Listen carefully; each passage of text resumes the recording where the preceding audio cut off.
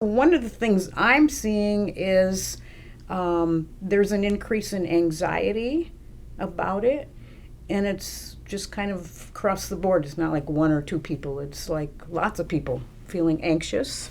And what I see them doing is they're talking about it. My clients, they talk about it. If I happen to, like, stand 6 feet away from my neighbor and that's the topic of conversation, we're talking about it. So talking about it does help deal with it. And I have seen just more anxiety about it. So are people talking more about mental health issues then than before when you previously saw, or do you think it's just the feelings of anxiety have increased, not just talking about it? Right. So it's not that they're talking more about mental health issues. They're just talking about the fact that they are anxious. So that's more the thing. And Yep. where do you think that anxiety stems from? What is it? The uncertainty? Is it people are afraid? Where do you think that comes from? Yeah, and you're right. Uncertainty, there's a whole lot of uncertainty. Yeah. Like, what's going to happen with school? I'm a graduating senior. What's going to happen in the fall? Will I be able to go to college? Will there even be school in the fall? Will I be able to get a job? Those are pretty normal anxieties for people to have. And when you mention some of those questions, I think about parents talking to their children. Kids are out of school. Maybe they didn't get a prom. Now they're worried about if they'll get into a college. And a lot of that communication that parents used to have with children, maybe some of that has gone away. How can parents connect with their children right now, and why is it important for them to do so? Okay, so that's such a good question. So I encourage parents to be observant, and they might not be paying attention unless it's something extreme, or they might notice, my gosh, my daughter is just shut herself off in her room and she won't come out. She doesn't talk to us. And they might not think too much about it, but hopefully they're observant about it, and they'll go ask about it and find out what's going on. And how do you have those conversations without fear of, retaliation or denial? How do you have that conversation with your child if you notice something is off? Yeah, so hopefully they have a relationship ahead of time so they can just start to address it and bring it up. So I'm noticing that you're in your room a lot. I'm wondering what might be going on, what might be wrong. And hopefully they'll start to talk about it. Yeah. And, I think same goes for adults, friends that you used to see when your children played Little League together and you'd have conversations, that social aspect. How can adults connect with other adults right now? Right, and that's the hard part. They're struggling too. We're all struggling with the separation, and sometimes they need to just pick up the phone and call. I had a family member said, I'm just noticing Grandpa is really irritable. He's grouchy. He's a bear to be around. And so I said, well, maybe you could just ask him. Just ask, are you upset? And they don't live with Grandpa, but you could just ask him, are you worried about Grandma being sick? And maybe he'll talk to you about it, but just ask him.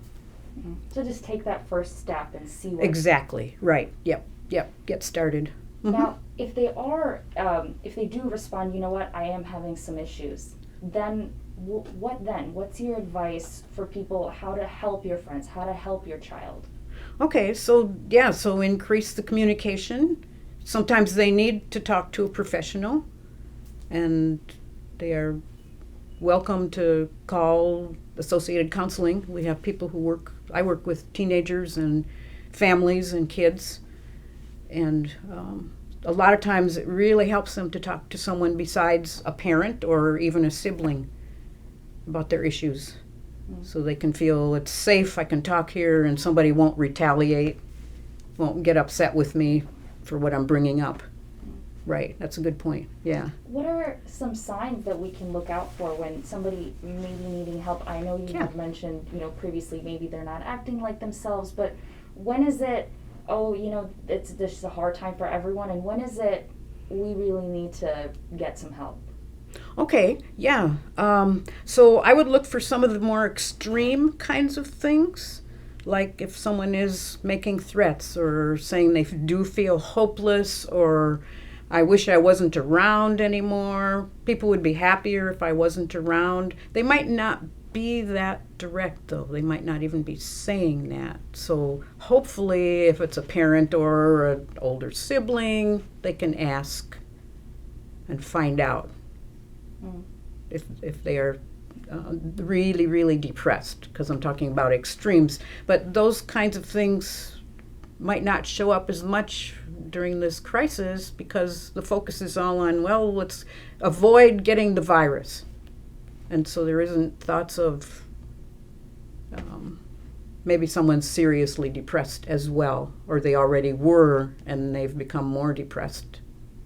And I mean, it's not so much of a stigma to talk about these things. I mean, we should naturally be talking about our mental health, right? That's right, right, right. That's such a good point because people think, well, we just don't think about it. We don't have to think about it, and everything will be okay. But that can be very dangerous. And as I mentioned earlier, I think anxiety has increased during this crisis. So it's important to talk about it. It's important to bring these up. Yes, it is important. Even if you can't do it in person, find other ways. Right, right. And people are finding they can use Zoom online to have some contact. That is helpful. And what about, just having that communication with your friends or with your kids? You can't, meet up in person. You don't have those long drives in the car where you maybe are able to have great conversations. How can we keep up just communication in general, whether it has to deal with the virus or not? Yeah, so people, I guess they can send emails to each other. Those can be fairly long, but the voice can be so helpful that they can have at least the voice contact. They might not be able to have in-person contact, but at least the voice contact is really good. And for the elderly, I'm sure especially, whether, they get that hug from their grandchild, Mm-hmm. does a voice, fill that void for now? The voice is good, and I know that people will drive over or drive by the nursing home or where Grandma and Grandpa live and just have a drive-by and wish Grandma happy birthday. Yeah. Yeah, so those kind of things. People are getting really creative. It's really cool to see that. Yes, it is. Any other advice for people that may be struggling with COVID-19, how to maybe get past this? Yeah. I think, like if I start to feel anxious about, wow, there's so much going on, what do? I try and get some facts. So I like to listen to Mayor Stothart's updates, her daily updates, and Dr. Adipur. And she just gives facts. Here's what's going on with the virus today. Here's what's likely to go on with people clustering. And so here's what we all need to keep doing. And so when you have facts, then you can say, here's what my plan is. Here's what I can do about it. So that's a really helpful thing. Being informed. Yeah, being informed. Yeah, and then okay, I can take this next step, taking some action. So the step might be just as small as I was able to go to the grocery store today. I wore a mask. I made sure that I stayed 6 feet away from people. And that's their action. And they can keep doing it and find that over time it will decrease the anxiety. Very great. Is there anything else that you would like to add? Any other?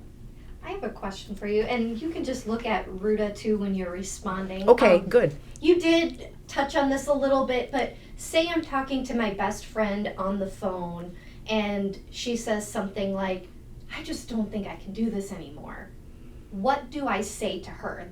That's, for most people, that's kind of an awkward conversation. What's an appropriate reply if somebody is expressing feelings of desperation. Okay, so it sounds like your friend is saying, I'm not sure how I can keep going.